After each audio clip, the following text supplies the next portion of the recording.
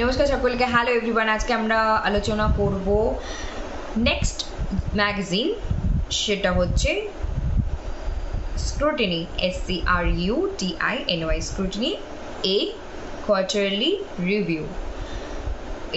It was a literature periodical founded in 1932. এটা কিন্তু literature periodical যেটা পাওয়া যায় 1932 বা 1932 খ্রিস্টাব্দে by LC Knights and এফার Levi's. কাদের দ্বারা? এলসি নাইট এবং এফার লিভিসের দ্বারা। who remained its principal editor until the final issue in 1953. এনারাই কিন্তু প্রধান এডিটর হিসেবে থাকেন কত খ্রিস্টাব্দের আগ পর্যন্ত, যতদিন না 1953 খ্রিস্টাব্দের যে দ্য ফাইনাল ইস্যু ইন 1953 খ্রিস্টাব্দে যে ফাইনালি একটা ইস্যু হয়, ফাইনালি যে একটা বা ফাইনালি যে একটা সেট আপ হয়, তার কিন্তু আগ পর্যন্তই এডিটর, প্রধান এডিটর ছিলেন এলসি নাইট এবং এফার লিভিস। এই দুজনই যারাই খুঁজে বের করেছেন তারাই এডিটর ছিলেন। কতক্ষণ পর্যন্ত, কতদিন পর্যন্ত? 1953 খ্রিস্টাব্দ পর্যন্ত, তার আগ পর্যন্ত। The first issue appeared early in May 1932. প্রথম যেটা আমরা দেখতে পাই প্রথম ইস্যু করা হয় 1932 খ্রিস্টাব্দে। With 100 copies sold in the first week, এবং 100 কপি যেটা প্রথম সপ্তাহে বিক্রি হয়ে গিয়েছিল।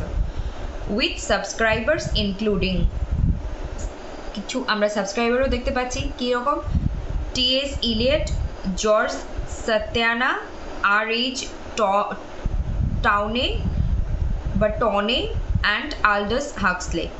It was closed with December 1948 issue, এবং এটাকে আমরা সমাপ্তি বন্ধ হতে দেখি কখন?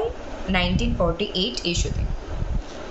তাহলে স্ক্রুটিনি কোয়ার্টারলি রিভিউ খুব important exam point of view থেকে, এবং অনেকগুলো ইম্পর্টেন্ট নামও আমরা পেলাম এখানে। তাহলে কি পাচ্ছি? স্ক্রুটিনি এ কোয়ার্টারলি রিভিউ, 1 নম্বর পয়েন্টটি হলো লিটারেচার পিরিয়ডিক্যাল। কি ধরনের পিরিয়ডিক্যাল এটা? লিটারেচার পিরিয়ডিক্যাল, সাহিত্যের পিরিয়ডিক্যাল বা সাহিত্যিক পিরিয়ডিক্যাল। ফাউন্ডেড ইন 1932, কত খ্রিস্টাব্দে পাচ্ছি আমরা? 1932 খ্রিস্টাব্দে, 2 নম্বর। 3 নম্বর কি মনে রাখবো? এলসি নাইট এবং এফার লিভিস দ্বারা আমরা পাচ্ছি এই দুজনের নাম। তারপর কি হচ্ছে? যতদিন না পর্যন্ত 1953 খ্রিস্টাব্দের আগ পর্যন্ত, যতক্ষণ না পর্যন্ত আমরা কি পাচ্ছি? একটা ফাইনাল ইস্যু পাচ্ছি, তার আগ পর্যন্ত কারা ছিলেন এডিটর? এলসি নাইট, এফার লিভিস, এই দুজনই ছিলেন। প্রথমে তো মানে তার আগের পয়েন্টে তো আমরা পেলাম যে কে খুঁজে বের করেছিলেন বা কে পেয়েছিলেন বা কে এর সৃষ্টিকর্তা সেই হিসেবে, আর 3 নম্বরে পেলাম, আর 4 নম্বরে পেলাম এডিটর হিসেবেও এনাদের দুজনকে, এফার লিভিস অ্যান্ড এলসি নাইট। তারপর 5 নম্বর পয়েন্টে আমরা কি পড়ব? প্রথম যখন এটা আসে 1932 খ্রিস্টাব্দের ফার্স্ট ইস্যু আসে কিসের সঙ্গে? 100টা কপির সঙ্গে, এবং 100টা কপি কি হয়? বিক্রি হয়ে যায় প্রথম সপ্তাহে। ঠিক আছে, 5 নম্বর। তারপর আমরা 6 নম্বর পয়েন্টে কি পাচ্ছি?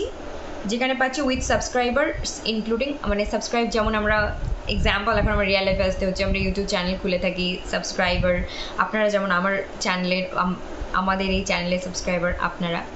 তো সেখানে আমরা এখানে এই স্ক্রুটিনি এ কোয়ার্টারলি রিভিউর সাবস্ক্রাইবার পাই কাকে কাকে পাচ্ছি?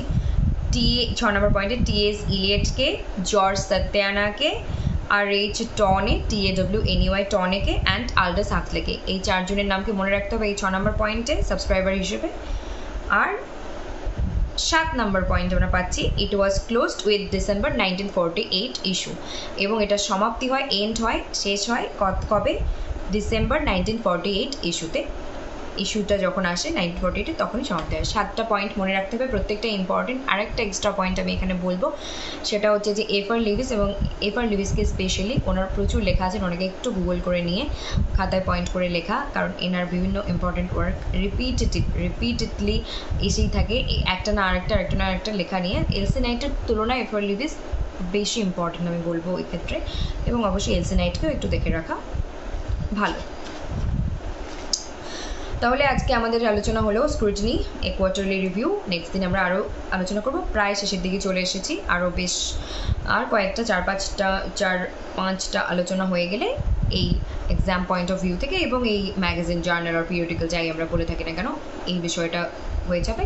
তার পরবর্তীতে কিন্তু আমার শর্ট সিরিজে লিটারি মুভমেন্ট থাকবে আলোচনা, এবং পেপার 1-এর আমার টার্গেট আছে, কিন্তু আমি জানি না যে প্রতিদিন একটা করে ভিডিও, তো অবশ্যই লং হোক বা শর্ট হোক একটা ভিডিও মাস্ট আপনারা পাবেনই, এবং যেটা এক্সাম পয়েন্ট অফ ভিউ থেকে এখন থাকবে, কিন্তু সময়ের ভিত্তিতে কতটা কভার করতে পারবো জানি না। লিটারি মুভমেন্ট কমপ্লিট হয়ে গেলে বা তার সাথে সাথে চেষ্টা করবো যে পেপার 1-এর বিভিন্ন যে কমিশনসগুলো আছে সাল অনুযায়ী বলার, তারপর যদি আরও সময় পাই তাহলে আরও অনেক কিছু বিষয় নিয়ে আলোচনা করার আছে, সেটা শর্ট সিরিজ হোক আর লং সিরিজ হোক। তাই মিস কিন্তু কোনোটাই করা যাবে না, লং সিরিজ এবং শর্ট সিরিজ, কারণ দুটোর মধ্যেই ছোটো হোক বা বড় হোক দুটোতেই খুব ইম্পর্টেন্ট বিষয়বস্তু আলোচনা করা আছে। আপনারা ইউটিউব সার্চ বারে যান, টপিকগুলো সার্চ করুন, আর কখনো কখনো আমার চ্যানেলের পেজেই যান, চ্যানেলের পেজে গিয়ে খুঁজে খুঁজে বের করে নিয়ে একটু দেখুন, যদি আপনাদের সত্যি হেল্পফুল বলে মনে হয়। Like comment share and subscribe, like comment share and subscribe, like comment share and subscribe, প্রচুর প্রচুর লাইক করুন, শেয়ার করুন, কমেন্ট করুন, সাবস্ক্রাইব করুন।